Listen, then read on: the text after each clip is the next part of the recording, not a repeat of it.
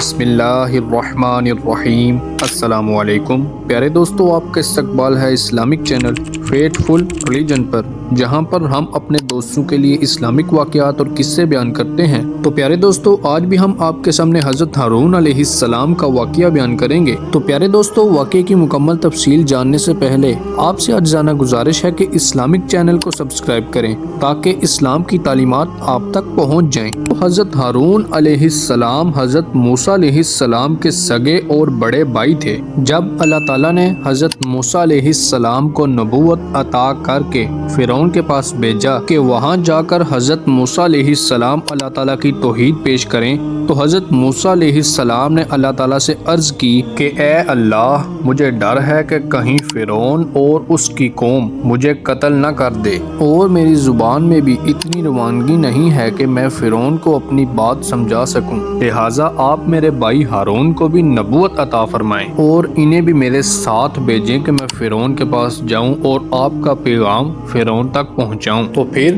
اللہ تعالیٰ نے حضرت موسیٰ علیہ السلام کی درخواست کو قبول کیا اور حضرت ہارون علیہ السلام کو بھی نبوت عطا کی اور دعوت و تبلیغ میں حضرت موسیٰ علیہ السلام کا معاون بنا دیا۔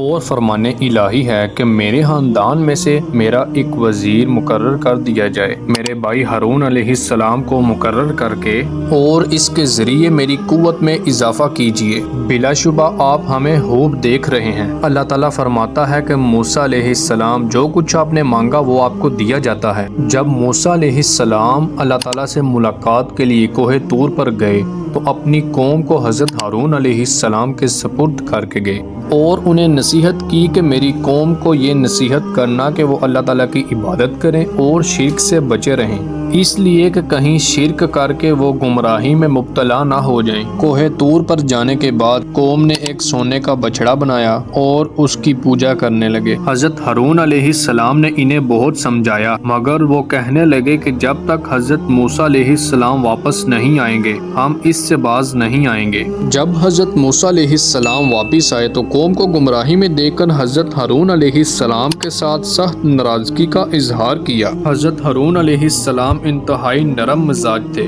اس لیے آپ نے بڑی نرمی کے ساتھ اپنے بھائی کو مطمئن کیا اور فرمان الہی ہے کہ ہارون علیہ السلام موسیٰ علیہ السلام کے آنے سے پہلے ہی انہیں کہہ چکے تھے، اے میری قوم، اس بچڑے سے تمہاری آزمائش کی گئی ہے، تمہارا حقیقی خدا تو تمہارا اللہ ہے۔ ہارون علیہ السلام نے انہیں بہت سمجھایا، لیکن سامری کے پیروکاروں نے یہی کہا کہ موسیٰ علیہ السلام جب تک واپس نہیں آتے ہم اسی کی عبادت میں جمے رہیں گے۔ موسیٰ علیہ السلام نے کہا، اے ہارون علیہ السلام، جب آپ نے قوم کو گمراہی میں دیکھا تو آپ کو کس چیز نے روکا کہ آپ نے میرے حکم کی پیروی نہیں کی یا پھر میری خلاف ورزی کی؟ ہارون علیہ السلام نے فرمایا، اے میری ماں کے بیٹے، میری داڑھی اور میرا سر نہ پکڑو، مجھے تو یہ خطرہ تھا کہ کہیں آپ آ کے یہ نہ فرمائیں کہ تم نے بنی اسرائیل کے درمیان تفرقہ ڈالا اور میرے حکم کا انتظار نہ کیا۔ حضرت ہارون علیہ السلام عمر میں حضرت موسیٰ علیہ السلام سے بڑے تھے، مگر آپ علیہ السلام حضرت موسیٰ علیہ السلام سے پہلے ہی اس دنیا فانی سے چلے گئے۔ تو پیارے دوستو، اگر آپ کو ہماری ویڈیو اچھی لگی ہے تو اس کو دوستوں کے ساتھ شیئر کریں اور مزید اسلامک واقعات اور اسلامک ویڈیوز کے لیے اس چینل کو سبسکرائب کریں تاکہ اسلام کی تعلیمات آپ تک پہنچ جائیں۔ ملتے ہیں اگلی ویڈیو میں، تب تک اللہ حافظ۔